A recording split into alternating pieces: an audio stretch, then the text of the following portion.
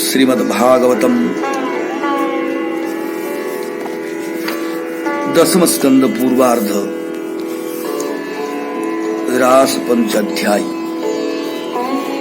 अथैकोनत्रिंशोऽध्यायः श्रीशुकोवाच भगवान् अपिता रात्रिः शरदोत्फुल्लमल्लिकाः वीक्ष्य रन्तुं मनश्चक्रे योगमायामुपाश्रितः तदूडुराज ककुभकरैर्मुखम् प्राच्याविलिम्पन्नरुणेन सन्तमिं सचर्षणीनामुदगात्सुचो व्रजन् प्रियः प्रियायाद् इव दीर्घदर्शनः दृष्ट्वा कुमुद्पन्तमखण्डमण्डलम् रमाननाभं नवकुङ्कुमारुणम् वनं च तत्कोमलगोभिरन्दितं जगौ कलङ्बामदृशं मनोहरम् निशम्य गीतं तदनङ्गवर्धनं व्रजस्त्रियः कृष्णगृहीतमानसाः आजग्मुरन्योन्यमलक्षितोद्यमाः स यत्प्रकान्तो यवलोलकुण्डलाः दुहन्तोऽभिजजुकाश्चित् दोहं हित्वा समुत्सुकः पयोधिसृत्य संयाव मनुद्भाष्यापराजजुः परिवेशयन्त्यस्तद्धित्वा पाययन्त्यः शिशून् पयः शुश्रूषन्त्यः पतिं काश्चित् दस्नन्त्योपस्य भोजनम् लिम्पन्त्यः प्रमृदन्त्योऽन्या अञ्जन्त्यः काश्चलोचनीं व्यत्यस्त्रवस्त्राभरणाः काश्चित् कृष्णान्तिकं जजुः तावार्यमाणः पतिभिः पितृभिर्भ्रातृबन्धुभिः गोविन्दापहृतात्मानो नान्यवर्तन्त मोहिताः अन्तर्गृहगताः काश्चित् गोप्यलब्धविनिर्गमाः कृष्णं तद्भावनायुक्ता दध्युर्मीलितलोचनाः दुस्सह प्रेष्ठविरह तीव्रतापधुता शुभाः ध्यानप्राप्ता च्युताश्लेषनिवृत्त्या क्षीणमङ्गलाः तमेव परमात्मानं जारबुद्ध्यापि सङ्गताः जहुर्गुणमयं देहं सद्यः प्रक्षीणबन्धनाः राजोवाच कृष्णं विदुः परं कान्तं न तु ब्रह्मतया मुनिं गुणप्रवाहो परमस्तासां गुणधियां कथम् श्रीशुक उवाच उक्तं पुरस्तादेतत्ते चैद्यः सिद्धिं यथागतः द्विषन्नपि ऋषिकेशं किमुताधोक्षज प्रियाः नृणां निःश्रेयसार्थाय व्यक्तिर्भगवतो नृप अव्ययस्याप्रमेयस्य निर्गुणस्य गुणात्मनः कामं क्रोधं भयं स्नेह मैक्यं सौहृदमेव च नित्यं हरो विदधतो यान्ति तन्मयताङ्गिते न चैवं विस्मयः कार्यो भवता भगवत्यजे योगेश्वरेश्वरे कृष्णे यत एतद्विमुच्यते तादृष्टान्तिकमायाता भगवान् व्रजजोषितः अवदत् वदतां श्रेष्ठो वाचपेशैर्विमोहयन् श्रीभगवान् उवाच स्वागतं वो महाभागाः प्रियं किङ्करवाणि कवः व्रजस्थानामयं कच्चित् ब्रूतागमनकारणम् रजन्येषा घोररूपा घोरसत्त्वनिषेविता प्रतियात व्रजन्नेह स्तेयं स्त्रीभिः सुमध्यमाः मातरः पितरः पुत्रा भ्रातरः पतयश्च वः विचिन्वन्ति यपश्यन्तो मा क्रुध्वन् बन्धुसध्वसम् दृष्टं वनं कुसुमितं राकेशकररञ्जितं यमुना नीललीलैर्जत् तरुपल्लवशोभितम् तद्यातमां चिरङ्गोष्ठं शुश्रूषध्वं पतिं सतीः क्रन्दन्ति वत्सा बालाश्च तान् पाययत दुह्यत अथवा मधविस्नेहा भवत्यो यन्त्रिताशयाः आगतायुपपन्नं वः प्रीयन्ते मयि जन्तवः भर्तुः शुश्रूषणं स्त्रीणां परधर्मो यमायया तद्बन्धूनां च कल्याण्यः प्रजानां चानुपोषणं दुःशीलो दुर्भगो वृद्धो जडो रोग्यो धनोऽपि वा पतिः स्त्रीभिर्न हातव्यो लोकेप्सुभिरपातकीम् अस्वर्गमयशस्यं च फल्गुकृच्छ्रं भयावहं जुगुप्सितं च सर्वत्र औपपत्यं कुलस्त्रियाः श्रवणात् दर्शनात् ध्यानान् मयि भावोऽनुकीर्तनात् न तथा सन्निकर्षेण प्रतियातो ततो गृहान्। श्रीशुकोवाच इति विप्रियमाकर्ण्य गोप्यो गोविन्दभासितम् विषम्ना भग्नसङ्कल्पा श्चिन्तामापुर्दुरत्ययाम् कृत्वा मुखान्यवसुतः स्वसनेन शुष्यत् बिम्बादराणि चरणेन भुवं लिखन्त्यः अश्रैरुपत्तमसिभिः कुचकुङ्कुमानि तस्तुर्मृदन्त्य उरुदुःखभरा स्म तूष्णीम्।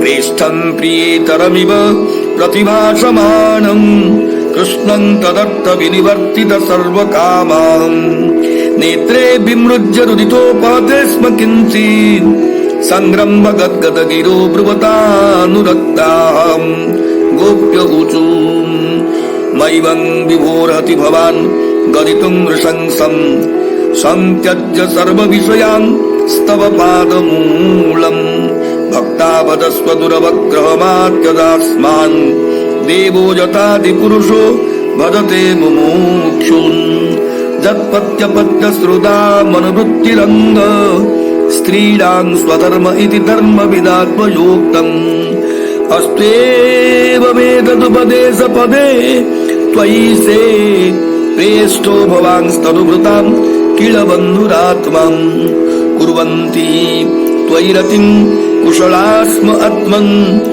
नित्यप्रिये पतिसुतादिविरार्तिदैहिकीम् तन्नः प्रसीद परमेश्वरमास्मच्छिन्द्या आशां त्वयि चिरादरविन्दनेत्र चित्तं सुखेन भवता परुतं गृहेषु यन्निर्विशत्युतकरावभिगृह्य कृत्यम् पादौ पदं न चलतस्तव पादमूलात् यामः कथं व्रजमतो करवाम किं वाम् सिञ्चाङ्गनत्वदधरामृतपूरकेन हासावलोककलगीतदहृत्सयाग्निम् नो चेद् वयं विरजाग्नुपयुक्तदेहा ध्यानेन याम पदयोः पदविंसकेतिम् जर्यम्बुजाख्य तव पादतलम् रमायाम् दत्तक्षणम् क्वचिदरण्यजनप्रियस्य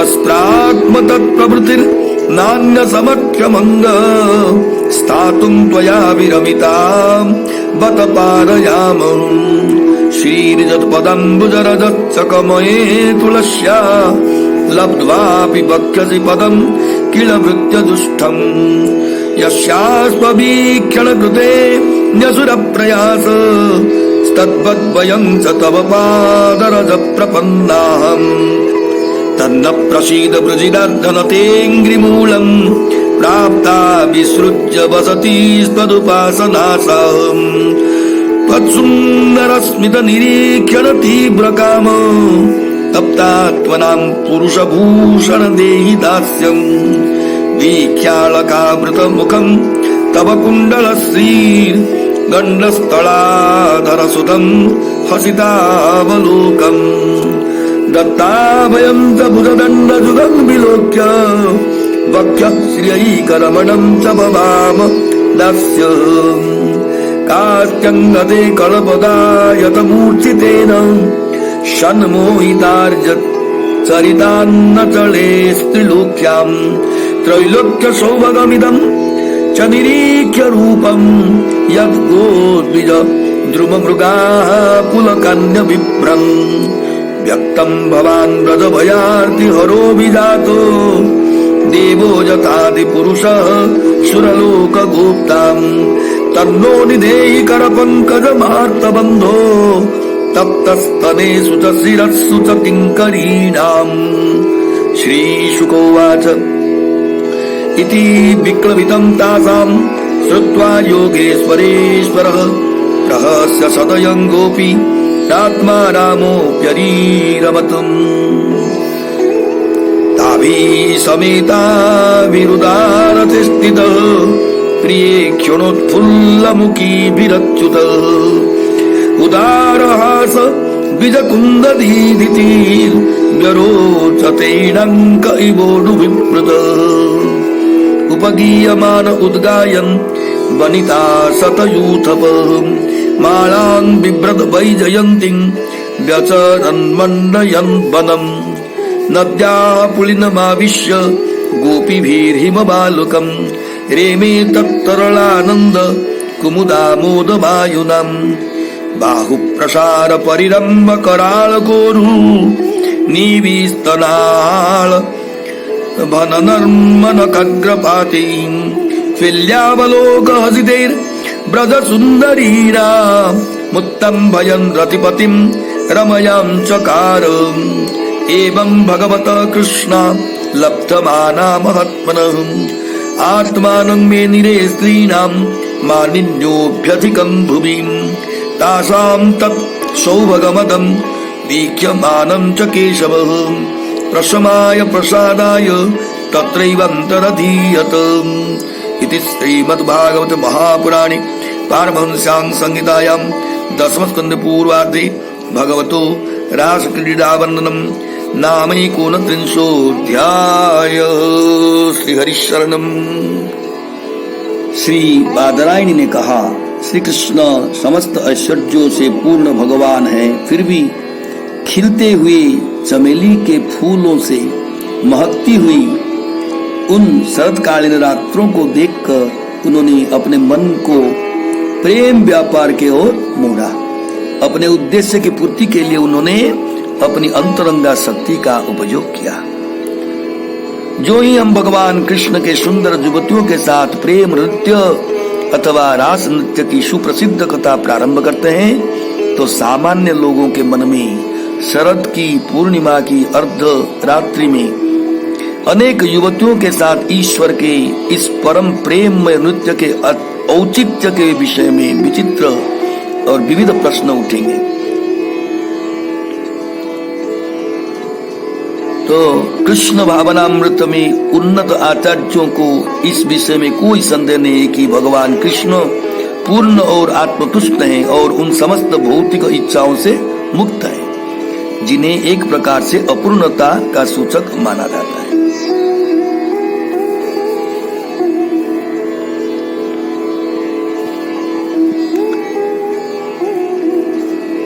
जब भगवान कृष्ण पृथ्वी पर अवतरित होते हैं तो उनका आध्यात्मिक शरीर जन्म लेता हुआ तथा उनके द्वारा विविध लीलाओं के प्रदर्शन के साथ विकास करता हुआ प्रतीत होता है। भगवान अपने बाल्यकाल को एक युवक तथा युवतियों के मध्य परम प्रेमालाप को प्रदर्शित किए बिना कैसे बीत जाने देते। इसीलिए विश्वनाथ चक्रवर्ती ठाकुर पाद ने श्रील रूप गोस्वामी का वक्तव्य उद्धृत किया है। कैशोरम सफली करोति कलयन कुंजे विहारं हरि। भगवान हरि वृंदावन के कुंजों में विहार करके अपनी कैशोरावस्था का सफल बनाए। सामान्य लोग यही चाहते हैं कि ईश्वर उनके प्रेमालापों के साक्षी बने। जब कोई लड़का किसी लड़की का या कोई लड़की किसी लड़के के साथ चाहती हो तो वे अपने आनंद भोग के लिए ईश्वर से प्रार्थना करते हैं। ऐसे लोगों को यह जानकर धक्का लगता है और बड़े निराश हो उठते कि भगवान अपनी दिव्य इंद्रियों द्वारा अपने ही प्रेमालापों का आनंद भोग सकते हैं। सच तो यह है कि श्री कृष्ण आदि कामदेव हैं और उनकी उत्तेजक माधुर्य लीलाओं का वर्णन इस अध्याय में किया जाएगा। भगवान कृष्ण ने नवलेपित सिंदूर के लाल तेज से चमकते पूर्ण चंद्रमा के अविच्छिन्न मंडल को देखा। ऐसा लग रहा था मानो लक्ष्मी जी का मुखमंडल हो। उन्होंने चंद्रमा की उपस्थिति से खिलने वाले कुमुदों को तथा उसकी किरणों से मंद मंद प्रकाशित जंगल को भी देखा। इस तरह भगवान ने अपनी बंसी पर सुंदर नेत्रों वाली गोपियों के मन को आकृष्ट करने वाली मधुर तान छेड़ दी। जब वृंदावन की युवतियों ने कृष्ण की बांसुरी का संगति सुना जो प्रेम भावनाओं को उत्तेजित करता है तो उनके मन भगवान द्वारा वशीभूत कर लिए गए। वे वहीं चली गई जहां उनका प्रियतम बाट जो रहा था।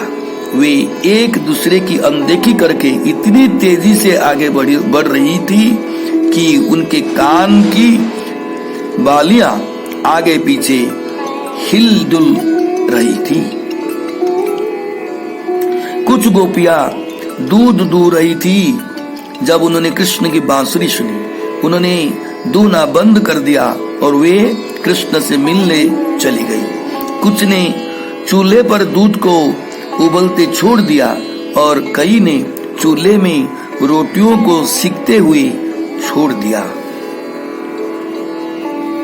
उनमें से कुछ वस्त्र पहन रही थी, कुछ अपने बच्चों को दूध पिला रही थी या अपने पतियों की सेवा में लगी थी, किंतु सबों ने अपने अपने कार्य छोड़ दिए और वे कृष्ण से मिलने चली गई। कुछ गोपियां शाम का भोजन कर रही थी, कुछ नहा धोकर शरीर में अंगराग या अपनी आंखों में कज्जल लगा रही थी, किंतु सबों ने तुरंत अपने अपने कार्य बंद कर दिए और यद्यपि उनके वस्त्र तथा गहने अस्त व्यस्त थे, वे कृष्ण के पास दौड़ी गई। उनके पतियों, पिताओं, भाइयों तथा अन्य संबंधियों ने उन्हें रोकने का प्रयत्न किया, किंतु कृष्ण उनके हृदयों को पहले ही चुरा चुके थे। उनकी बांसुरी की ध्वनि से मोहित होकर उन्होंने लौटने से इनकार कर दिया। किंतु कुछ गोपियां अपने घरों से बाहर निकल पाई, अतः वे अपनी आंखें बंद किए शुद्ध, किंतु कुछ गोपियां अपने घरों से बाहर न निकल पाई, अतः वे अपनी आंखें बंद किए शुद्ध प्रेम में कृष्ण का ध्यान करते हुए घर पर ही ठहरी रही।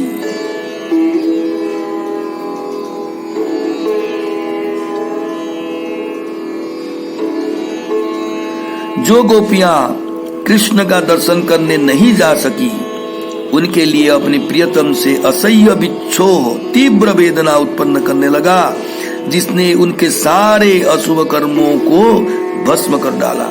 उनका ध्यान करने से गोपियों को उनके आलिंगन की अनुभूति हुई और तब उन्हें जो आनंद अनुभव हुआ, उसने उनकी भौतिक धर्मनिष्ठा को समाप्त कर दिया।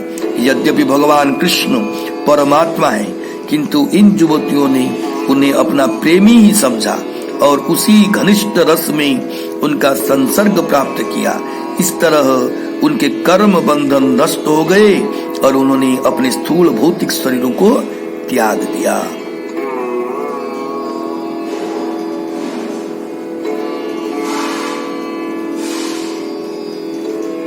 श्री परीक्षित महाराज ने कहा, हे मुनिवर, गोपियां कृष्ण को केवल अपना प्रेमी मानती थी, परम पूर्ण सत्य के रूप में नहीं मानती थी। तो फिर ये युवतियां जिनके मन प्रकृति के गुणों की लहरों में बह रहे थे, किस तरह से अपने आप को भौतिक आसक्ति से छुड़ा पाई?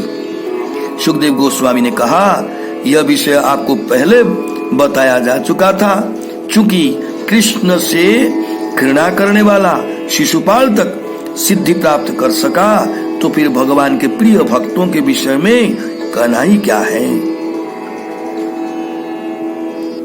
हे राजन, भगवान अव्यय तथा अप्रमेय हैं और भौतिक गुणों से अछूते हैं, क्योंकि वे इन गुणों के नियंता हैं। इस जगत में साकार रूप में उनका आविर्भाव मानवता को सर्वोच्च लाभ दिलाने के निमित्त होता है। जो व्यक्ति अपने काम, क्रोध, भय, रक्षात्मक स्नेह, निर्विशेष एकत्व का भाव या मित्रता को सदैव भगवान हरि में लगाते हैं, वे निश्चित रूप से उनके भावों में तल्लीन हो जाते हैं।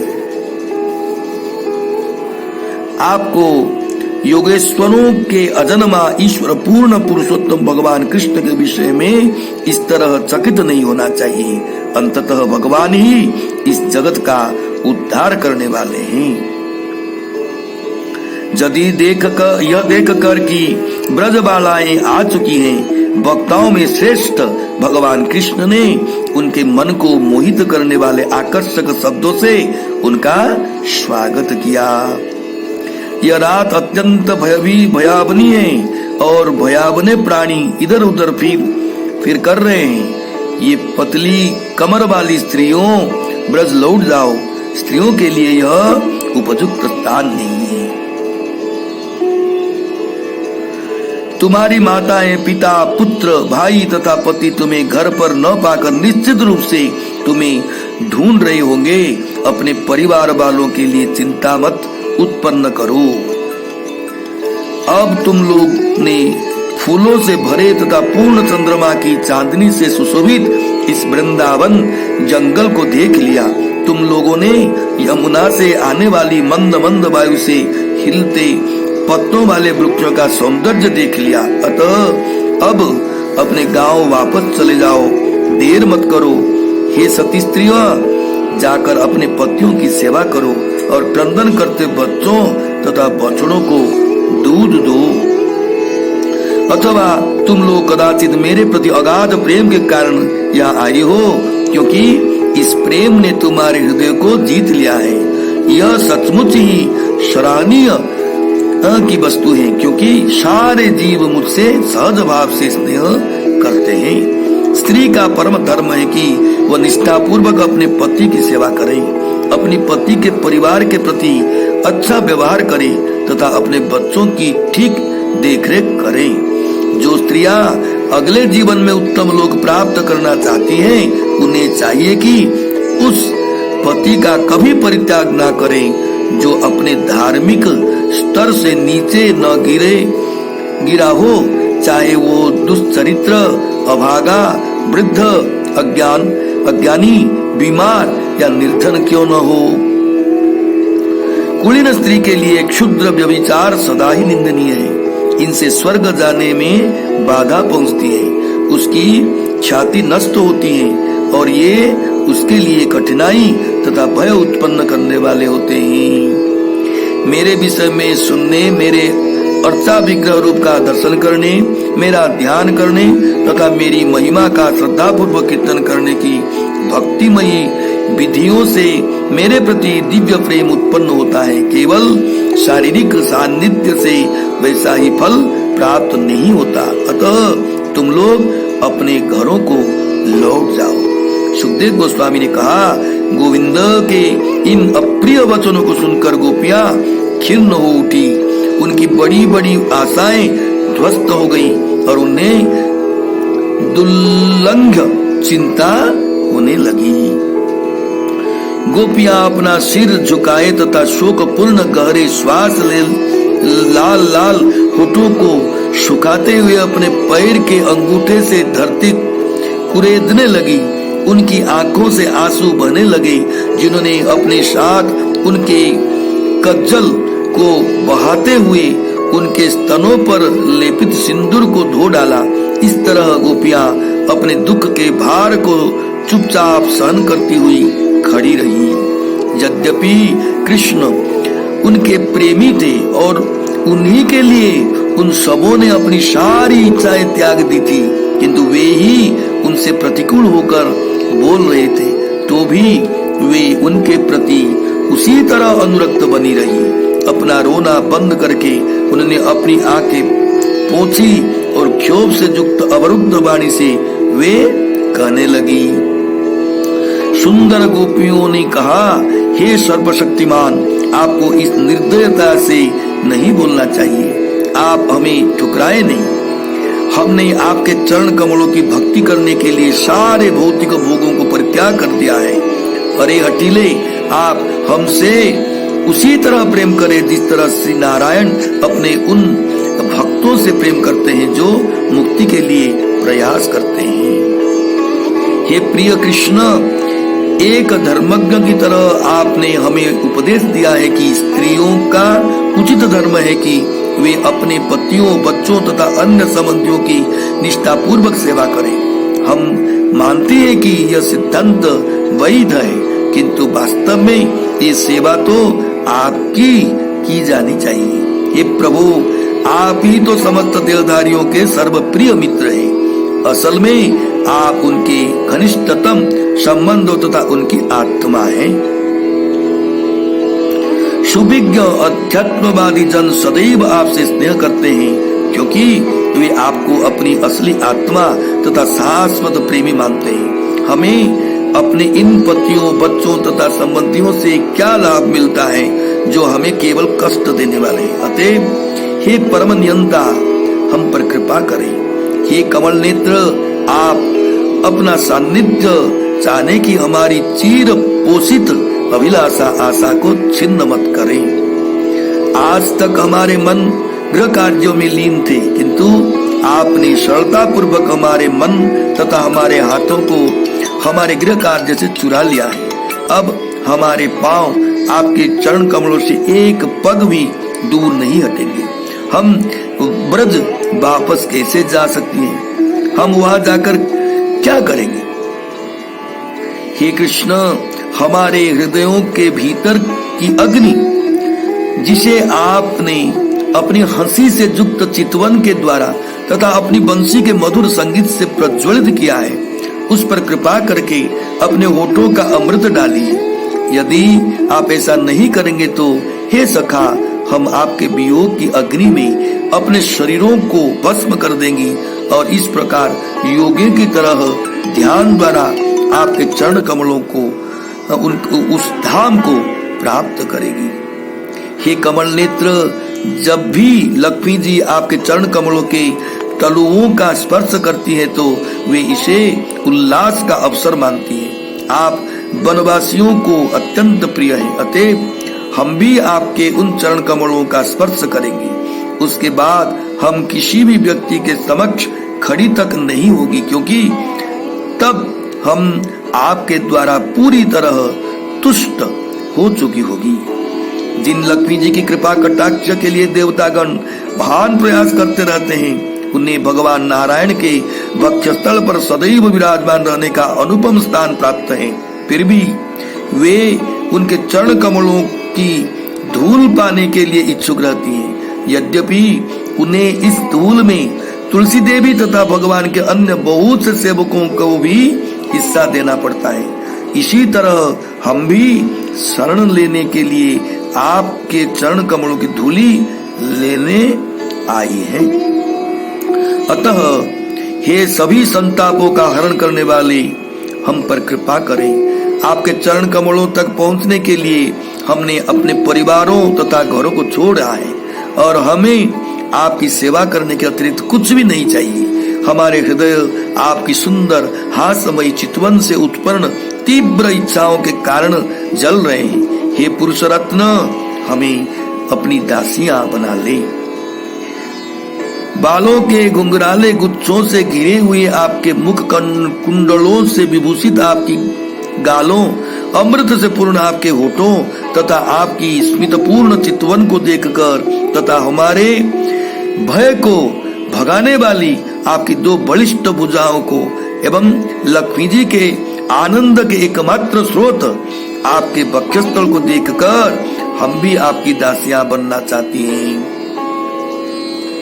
हे कृष्ण, तीनों लोकों में ऐसा कौन स्त्री होगी जो आपकी बंसी से निकली मधुर तान से मोहित होकर अपने धार्मिक आचरण से विचलित न हो जाए।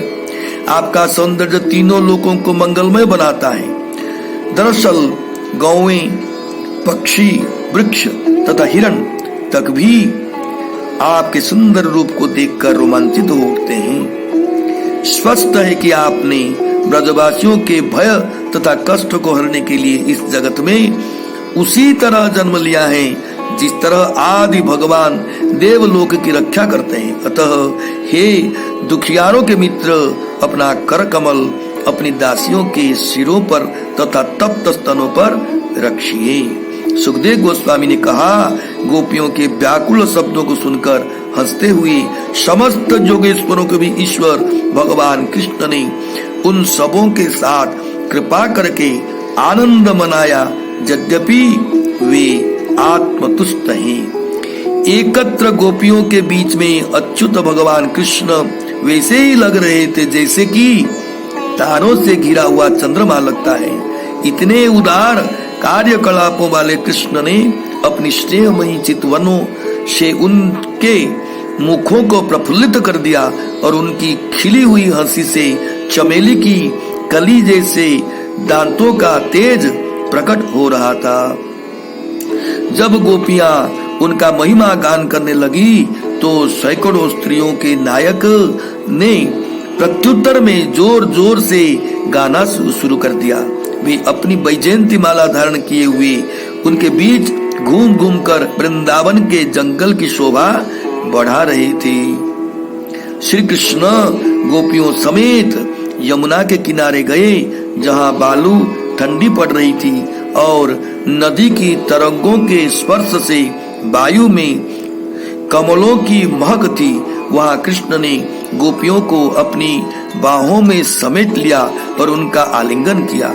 उन्होंने लावण्यमयी ब्रजबालाओं के हाथ, बाल, जांघें, नाभि और स्तन छू छू कर तथा खेल खेल में अपने नाखूनों से चिकोटते हुए उनके साथ विनोद करते, उन्हें तिरछी नजर से देखते और उनके साथ हंसते हुए उनमें कामदेव जागृत कर दिया। इस तरह भगवान ने अपनी लीलाओं का आनंद लूटा। पूर्ण पुरुषोत्तम भगवान श्री कृष्ण से ऐसा विशेष आदर पाकर गोपियां अपने पर गर्वित हो उठी और उनमें से हर एक ने अपने को पृथ्वी की सर्वश्रेष्ठ स्त्री समझा। गोपियों की अपने सौभाग्य पर अत्यधिक गर्वित देखकर भगवान केशव ने उनके इस गर्व से उबारना चाहा और उन पर और अधिक अनुग्रह करना चाहा। अतः वे तुरंत अंतर्धान हो गए। जय श्री कृष्ण।